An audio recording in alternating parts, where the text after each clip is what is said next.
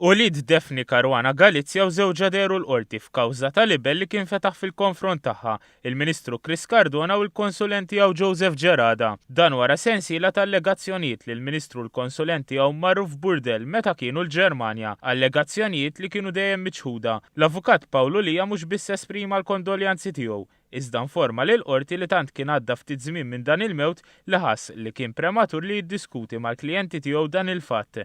Iżda Matthew Caruana Galizja insista li indirizza l-qorti u qal li huma ma jridux li l-kawżijiet waqfu.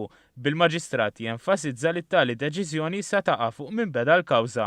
Min-naħa tiegħu l-avukat li rrefera l-kummenti taż-żagħżugħ billi qal li jifhem l-emozzjonijiet ta' bħalissa filwaqt li għamilha ċara li hemm konsiderazzjonijiet legali li wieħed irid jikkonsidra qabel tittieħed deċiżjoni.